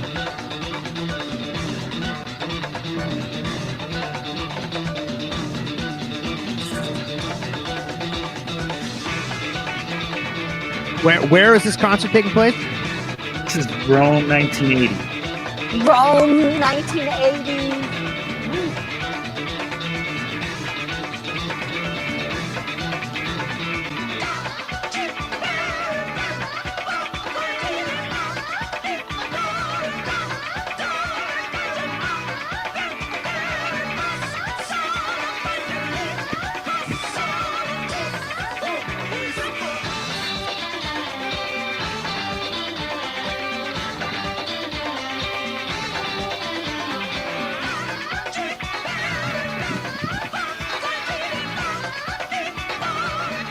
Shout out to Fabio, Fishman, Mike Gill. Monty up next. What up?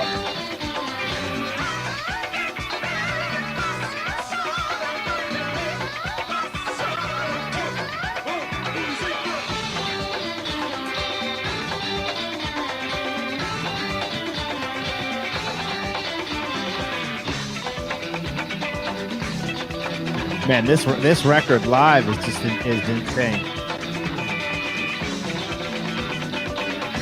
You got two basses too, because you got Bust is getting that one, boom, and then you got Tina doing some things, and then you have Adrian Belew on guitar.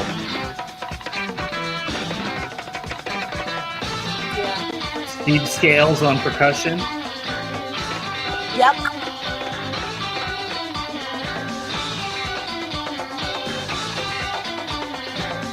So hitting that one.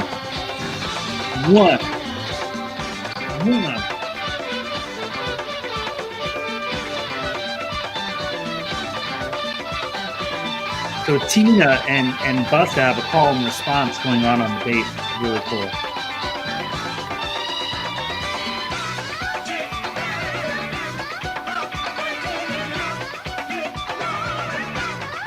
Shout out to Jasham.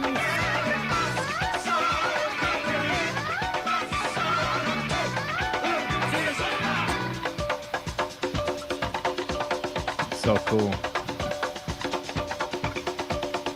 The energy is just through the roof. And I know we don't have any of the Sting stuff, but if you really want to dig into Dolette with her singing partner Janice Pendarvis, you can get into the Bring On the Night movie with Sting, and she's really featured in that too. But I have a whole blog. It's just bit.ly/Dolette post, which goes through all of this stuff. That's great. Let's make sure to post that in the recap. Dolette, you may not remember some of the club nights, but do you remember any amazing Italian dishes while on tour in Rome or anywhere else? Can you talk pasta? Can we talk pasta is my question. Oh my God. I remember that I would eat dinner at midnight or after. That was our life, eating dinner after the show. It was, it's just amazing. We had some of the best food. Oh, man. But I'm drooling. also want to say that working with Talking Heads was, the last tour I ever did with any band that allowed me to just sing in my real voice and didn't try to control what I sang or how I sang. After that, I became a true backup singer because I learned how to adjust my voice to the band I was working with and change my voice. That's why it's so hard for me to become a solo artist, because I don't know who the real Dolette is anymore. If that makes any sense. I think the real Dolette is on these FSQ records. I hear the real Dolette on these FSQ records. I hope so. Good Fonda, one, Chuck. I love that. What do you think of what Dolette just said about finding her voice? And because I think we were touching on that earlier before she came on. Does some of that resonate with you, or do you have a response? You're always finding your voice. It doesn't matter what age, where you're at. When you get in that microphone, you're always learning something, because a microphone is a very strange entity. It's not like going to the Grand Canyon and you know what I mean? It's like it's a digital. It's another zone. It trying to imitate what's real. It's going through electronics that tries to imitate what's real. That's why you need other devices like compressors and reverbs and digital reverbs and equalizers and you know what I'm saying? Gates and all that other stuff, because it is going into a device. And in that device, if you don't have the right equalization, you really can't hear yourself clear like you can, like I'm talking to you now, and I'm out in here. And when I sing, I don't need compression or reverbs when I sing out in the open, because the natural reverbs bounce off of everything around. You understand what I'm saying? Yeah, absolutely. That microphone with a dead room. it's a weird thing to me, you know, and I've been trying to study that for years, just the sounds of the mic. Like I've had times where I had to change my voice in order to work with the mic because I didn't have all those compressions and I didn't really know how to use them. But you're using characters like there's a part in 11 a.m. where you go, "Is that the end? Is that the end?" You do this little high pitched thing. And you play. She plays characters with her. You know, that's the thing about your tones in your voice. That you know what I was explaining to one of my sons. Because my son records downstairs. We're trying to build a little studio down there. It's better than what I got up here. But I know I got pretty good equipment. But what happens is when you do a session and you come back the next day, why is it that you always have to adjust? I'll tell you why. Because no second and no time is the same in any spot ever. Because the earth is going around. And so the spot that you sang in the night before is not the same spot. So when you go to the microphone, I don't know if you've ever had this experience, you know, you set the mic for what you want. All right, let's get ready to do this session. We stopped last night because we were tired. Let's start it up again. The engineer always has to adjust a little bit. Am I right or wrong? Unless you balanced it at over 365 days, you have to show up the same time a day, 26,000 year. You got to put that rotation into. You got to count for the earth wobble too. Hey guys, I mean, it's just the sound is just never the same for me. I don't know what your experience is. But it doesn't matter how many times, or if I go there the same day, it's always something I have to adjust. It's always something I have to adjust. Heaven forbid you go out celebrating after your recording and stay up too late and end up, you know, having one too many. You know, that's what happened at 11 a.m. But show up at 11. I want to give. You know what? Drunk might work once or twice on a recording. Like I give it maybe 4 times that drunk can work on a recording. After that, drunk doesn't work. Nope. Start slurring the words. Drunk don't work. Speaking of finding your voice, I know we've got a lot of listeners out there going through a lot of things, and you know, one of the things that this album that both Dolette and Fonda are on, it's all about second chances, third times around, refinement and refining things. We've been working on this a long time, and I think one of the things unique in Dolette's story, and that should give everyone hope. Like, first of all, for a number of years, I didn't think I was going to be able to make music because of the relationship I was in. My ex did not want me to make music. Then you've got someone like Dolette, and let Dolette tell her story. But Dolette lost her ability to sing and was able to come back in the industry and make her mark. And like one of the people I know she would work with is this amazing Mexican superstar, Juan Gabriel. So Dolette's had second and third time around. Tell us that story. What happened to your voice? What happened? I had a polyp and did not get the right. Well, I believed that surgery would help. And so I had surgery. And unfortunately, the doctor that did the surgery snipped off a piece of my vocal cord. Oh, my God. And so I couldn't even talk for a year. I wrote notes, but I found this fabulous voice therapist, Joan Lader. God bless her. She saved my life. And I started working with her, and she gave me my voice back. Okay. Wow. So it took rehab. Although I'm singing and have been singing for the last 25 years or 30 years with a deformed vocal cord, you know, it's like nothing ever happened. Wow. That's incredible. So what happened with that situation with that doctor? Oh, he's still working. Did you have that's another story. Still snipping. I didn't really know until after the statute of limitations was up that had really happened. Someone had been sworn to secrecy. So I wasn't really told about it, that's what it was. I told you sing incredibly, and I love the work that you've done with us, and I hope you do a lot more work with other artists And same thing with you, Fonda. You're incredible on 11 a.m. So I wanted to really do two things. One, take the opportunity while I have you both here to thank you for your work on the album. And two, let people know out there that, like, I know we're in a pandemic and I know things are really stuck right now and it just seems like it's the end, but there's always a second or third chance. I'm going to get a little tear. That's right. That's teared right. up about it. But when I think of people like Fonda and Dolette working with us, it's like we're just getting another chance to shine. And it's incredible. And we're thankful to you two, Charlie and Eli.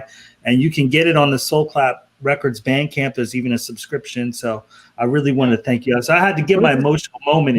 We love it, Chuck, and we love that you're a kind and compassionate and loving, emotional guy who's not afraid to show real emotions and be a real person, because we all have these feelings. And I just want to say that not only do we love you and are so proud of you for putting all this time and energy and passion into this project. Is such a great moment to finally have this thing come out, but it is already being widely received. As Eli mentioned, we've already gone through 2 rounds of printing the vinyl. That is amazing. I want to get into the vinyl to the artwork on there, but this is great. We're already 2 runs in, and we got the big thumbs up from none other than New York City's Francois K, who is actually Wave Music was the label that Fonda Rae put out Living in Ecstasy on. So Francois K has been a big supporter. I know he's been around since the disco days, since the industrial. I worked with him before. Is that okay? Because I know Francois from what I did with him, but I guess if he plays a record, then it must be, I don't know. It must be hot. It must be hot. I mean, that was he gave big support, and he played 11 a.m. on his show, and he went because of my name, did he? I don't think so. I think he loves that record. I don't know why he played it. He gets our promos, and I think, like, he was probably excited to see your name on something. Maybe it was. After a while, I'm sure it has to do with it. I'm sure. But the other thing is he took the time to go into on his show and explain that this record had the personnel that it did, B, the connection of Parliament Funkadelic that Chuck brings when he works, and also Billy Bass Nelson, and also he loved the tune. And explain that, where did this go? A varying of tempos during DJ sets. This is not a 130 BPM club record. This has some other sensibilities, and he kind of made note of that, saying that like a lot of DJs and maybe staying in one tempo throughout their whole sets. And I'm sorry, Fonda. That also, just reading in the comments, that shout out to our homie Fabio in Rome, that he mentioned that Louis Vega did also play some of the music on his show today. So we're getting thumbs up from Louis Vega. We're getting thumbs up. No, I said his name's Fabio. Fabio. The 5-year-old. Yeah, he knows what's up. 5-year-olds that are watching and are FSQ fans. But you know what? I wouldn't be surprised if there are 5-year-olds. That's what I'm looking for. We need the new generation. The new generation. But shout out to Louis. We love you, Louis. Shout out to Francois. Francois, how about you? You want to remix the record? It's the Francois remix challenge. I don't know. Talk about it. But thank you, Francois. We were big respect to you. Eli and I, in fact, we used to spend a lot of our younger days driving down from Boston to go see Francois K at Cielo to do Deep Space, where he would go here, there, and absolutely everywhere genre-wise. And then we'd always go to dance tracks the next day, load up on vinyl, and then drive our little tushies back to Boston, Massachusetts. So, good times. Well, I think, Chuck, thanks so much. I mean, for all of you, that was a great way to wind it down with Chuck's emotional thanks. And we thank all of you so much. And I mean, it's been amazing to be kind of brought in and welcomed into the world of funk and disco and boogie and all of it, and dance music that we grew up with. And then, meeting and connecting with artists like you guys, whose voices were so important in us growing up. Absolutely. As people, as DJs, as musicians. So it means so much to us to have you here and have you appearing on our label. And it's such an honor. So thank you. Thanks, Dolette. And thank you, Chuck, for your vision for making all this happen. Well, for Thank us you. too, Dolette, thank you. And Fonda, thank you so Thank much. you. I want to, both of you to know the door here with us is wide open anytime, any place. versa. We love you. We love you guys so much, and so much respect for your contribution to music, for sure.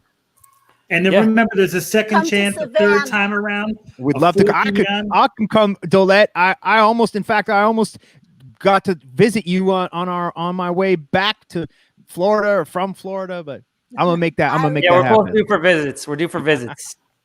But wait until after this is over, because I'm I'm still not going speaking anywhere. about In fact, I people. haven't left this box of a room. I haven't kidding been me? anywhere since March. The way Georgia and Florida are handling this crisis, we're just. I'll be ordering in. Thank you very much. I don't know what's going on. You know, this is what I say to everybody. Even if you think that it's not an epidemic, at least give it the benefit of the doubt in case it is. Don't be stupid. You know, like Don't be it stupid. might not be a disease out there, but be cautious and wear something just in case there is. That's Wear those masks. Wear masks. Wear masks. Yeah. Just wear it. Wear masks. Exactly. Wear masks. And there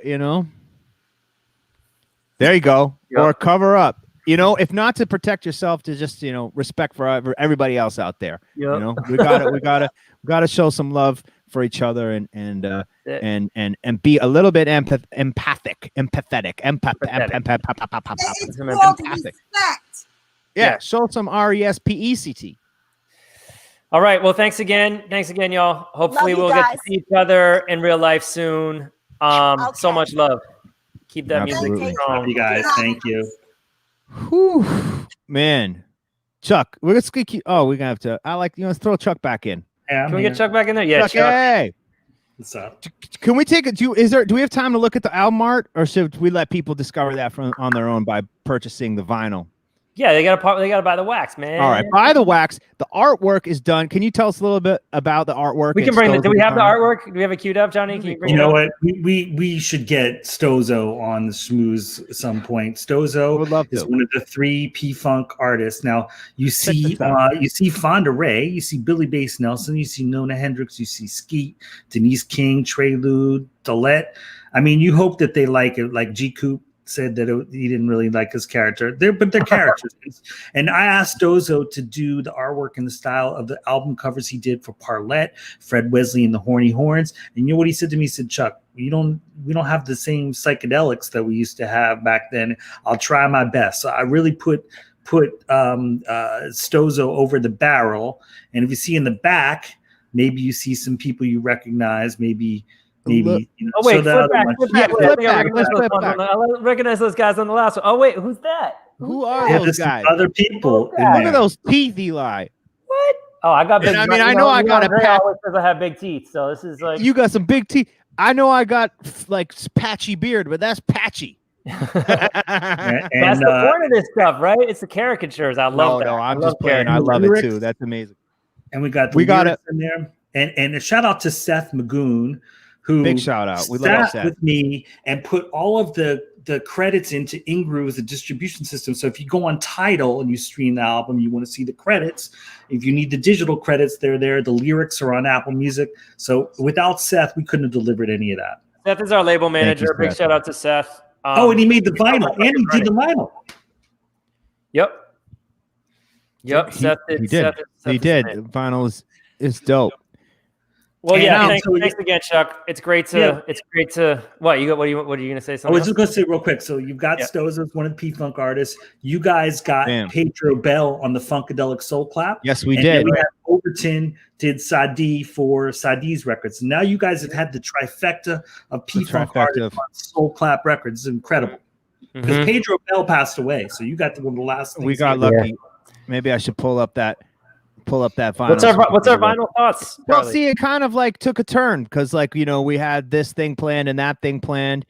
Should we pull something on the fly or just stick to our intended plan? What was the plan? I forget. Well, the plan was, The pictures of Red Bull. I thought you had. Well, those. we were going to look at Red Bull, and then we were going to play IndyCar music video because maybe we were hoping, fingers crossed, that perhaps we would be graced by the good grace of Dr. Funkenstein himself, George Clinton. But he did not make it on the show, and that's okay. He's taking a break from doing press at the moment, but we're going to work on getting him back. Let's make it George also, he does feature on the album. On this new album. So we were going to play an old music video.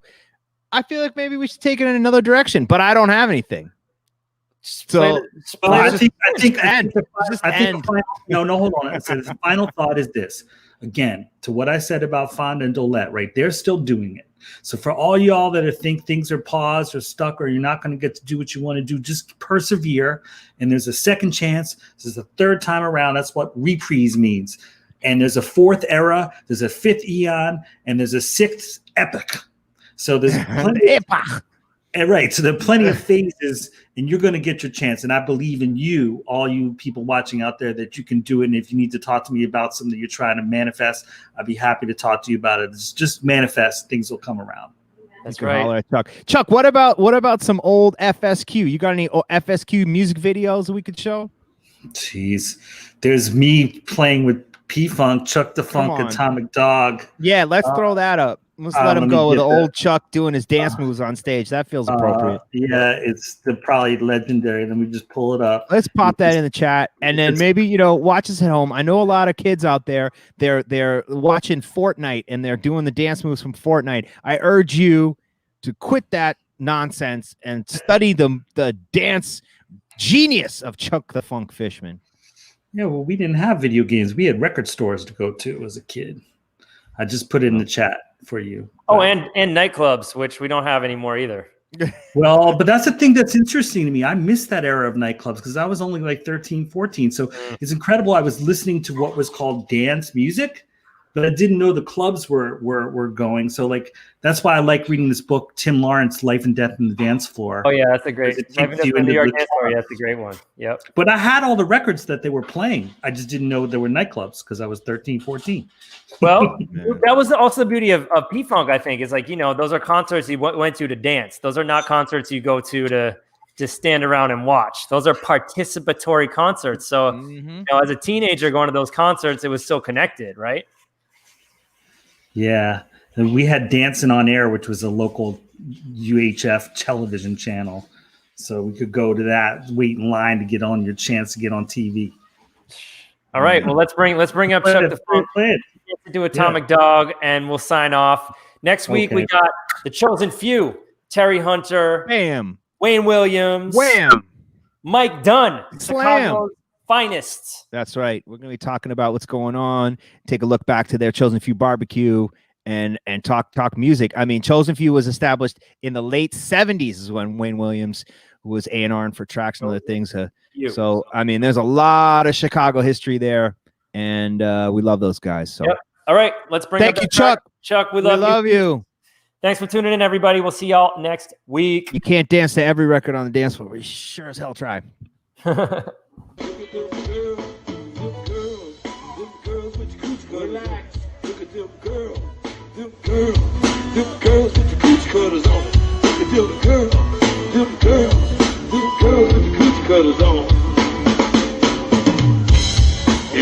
story about famous dogs. For the dog that chases his tail will be missing. He's a climate dog, rhythmic dog, house dog, street dog, corporate dog, girl dog, not to be confused with yeah. The woman dog.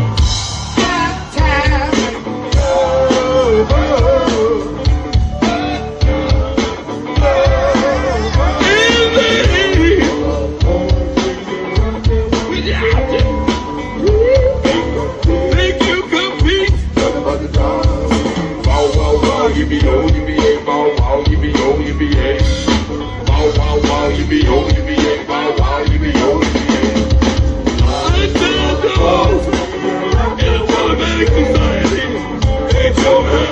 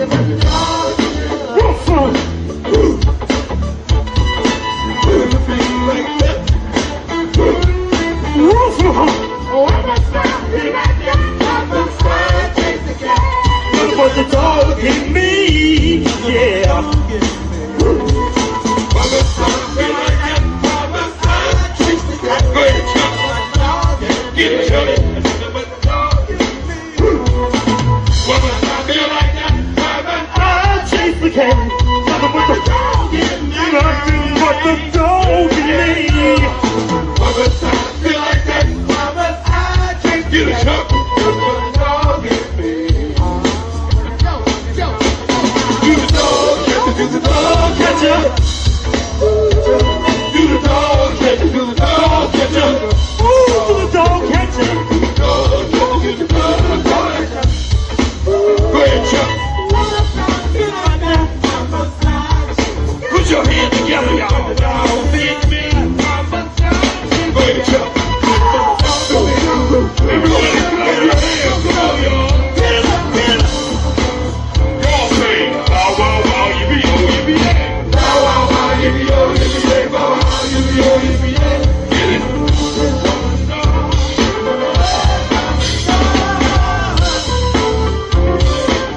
Put your hands together. That's a rap, Chuck.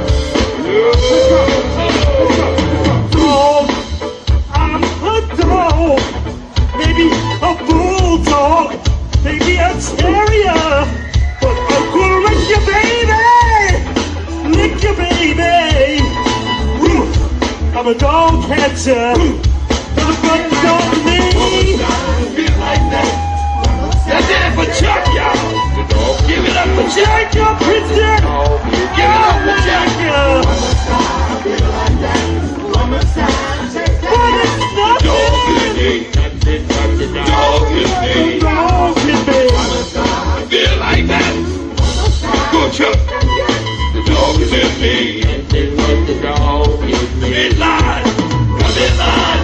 Come in line. And the dog is in me.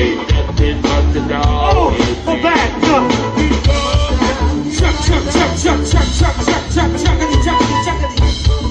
Wave your hands in the air. Yeah. Come on, come on, come on, come on, come on, come on, come on, come on. When I say beat, you say funk. Beat, beat, beat, beat, beat, beat, beat, beat. Somebody scream.